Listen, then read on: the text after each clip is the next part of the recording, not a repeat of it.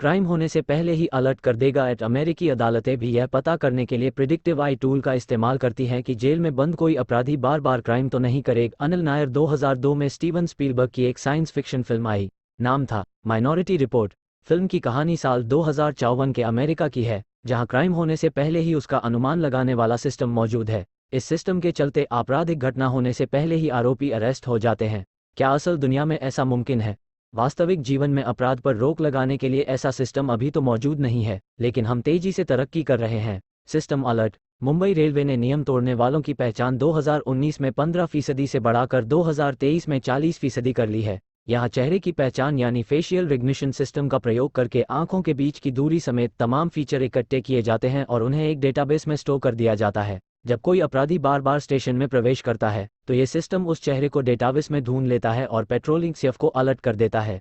England की Cambridge university ने camouflage facial recognition system develop किया है, जो तब भी काम करता है जब लोगों का चेहरा ढका हुआ हो। सीसीटीवी फुटेज का विश्लेषण करने वाले एडवांस सिस्टम अब अशाब्दिक भाषा जैसे कि मुंह बनाना, भौं सिकोड़ना, दांत या मुंह भींचना भी पहचान सकते हैं। असामान्य घटनाओं या पैटर्न को समझने के लिए सिंगापुर ऐसे ही बिहेवियर एनालिटिक्स का इस्तेमाल करता है। Brain mapping. कुछ साल पहले कार्डिफ यूनिवर्सिटी के जरिए अमेरिकी न्याय विभाग ने सोशल मीडिया, क्राइम डेटा और हिंसक घटनाओं के संबंध पर शोध किया। शोध का मकसद था एक ऐसा सॉफ्टवेयर डेवलप करना जो संभावित खतरनाक क्षेत्रों का पता लगा सके। यही नहीं, अमेरिकी अदालतें भी यह पता करने के लिए प्रिडिक्टिव टूल का इस्तेमाल करती हैं कि जेल में बंद कोई अपराधी बार बार क्राइम नहीं करेगा। ब्राजील भ्रष्टाचार का पता लगाने लिए बॉट्स यूज करता है। बेंगलुरु के National Institute of Mental Health and Neurosciences में neuroscientist CR Mukundan brain mapping दिलचस्प काम कर रहे हैं। Brain electrical oscillation signature profiling BEOS नाम का यह एक नॉन इन्वेसिव फॉरेंसिक टूल है।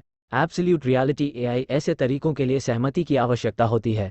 अभी हाल ही में मनोवैज्ञानिक परीक्षणों को भौतिक साक्ष्य के रूप में मान्यता देते हुए आगाह किया कि ऐसे साक्ष्य अकेले ही अपराध साबित करने के लिए पर्याप्त हैं। अपराध का पता लगाने में डेटा एनालिसिस का सफर 1990 के दशक की शुरुआत में तब तेज हुआ जब न्यूयॉर्क ट्रांजिट पुलिस के चीफ बिल ब्रेटन और उनके डेप्यूटी ने क्राइम डेटा को ध्यान से देखना शुरू किया। वे बड़े मैप्स पर रंगीन पेंसिल और क्रेयॉन्स की मदद से घटना वाली जगहों पर निशान लगाते और पहले से ही एक्शन लेने के लिए पैटर्न समझने की कोशिश करते। Generative AI. ब्रेटन ने फैक्ट आधारित अप्रोच लगाकर अपनी पूरी टीम को अपेक्षाओं से अधिक प्रदर्शन करने के लिए प्रेरित किया। ब्रेटन ने साबित किया कि सफलता न केवल डेटा इकट्ठा करने बल्कि उसके सही उपयोग पर भी निर्भर करती है।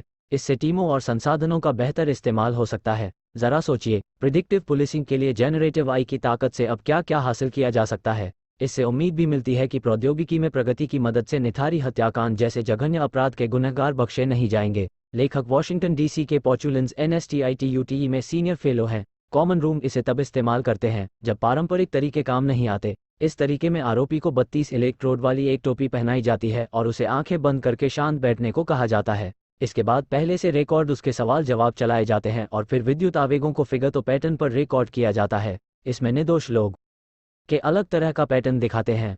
आरुषि तलवार सहमति और साक्ष्य, तस्वीरों, video, psychological profiling, polygraph test और वाले मामले में यही तरीका अपनाया गया था। नार्को एनालिसिस के साथ इस्तेमाल करने पर बोस दोगुना प्रभावी हो जाता है। हालांकि साल 2010 में सुप्रीम कोर्ट ने फैसला सुनाया था कि पर